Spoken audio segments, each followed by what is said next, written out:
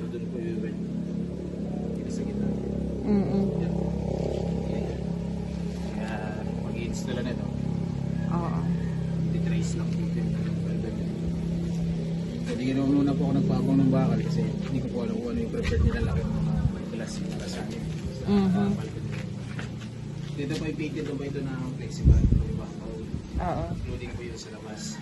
Pero dito pwede po po na pinakairan. Particular materials po kasi ibang waterproofing materials sa kabahay po na ganyan. So ito corner, palalagyan ko rin po yun yung water plug ng matigas. Oo. Para nakaganon po siya. Nakapagpahukay ka na doon para sa electrical, hindi pa? Tapos na po. Meron na? Nakakonect na po Hindi yan sa main line. Oo. So dito na lang talagang ayusin sa...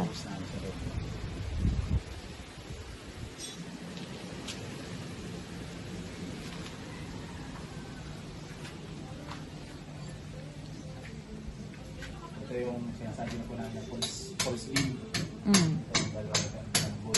Itong malaki. Dalawa. So, ang dalawa na ito. Expose po kasi yung mga bingga natin. So ito, pipintura po ito. Singular po ito. Bawa ito yung chocolate bag or finish. Ito yung concrete view. So gano'n din po ito. Para mag-match po yung dito. Pero gitna, white yung maaari. Oo. Mas maganda siya sa white, mas malinis po ito.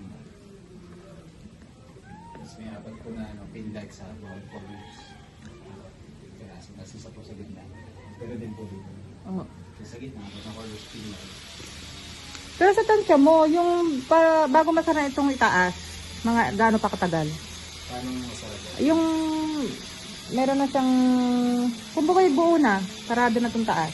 Fully furnished po. Depende po sa dami ng tao kasi. Kung mamadali naman po, pwede po ako magpagdal ng maraming tao. Kaya po namin yan, isang buwan, sila po sila dito. Oo, mas mabilis pag madami. Ngayon, sabi naman po sa akin, sir, so wala naman daw kahit sila lang. Huwag madali kasi sugulay ka naman po. Kaya hindi po po madali. Oo. Maganda naman po doon, siguro sa 1 day, mas ako secure ko yung quality ng talaga.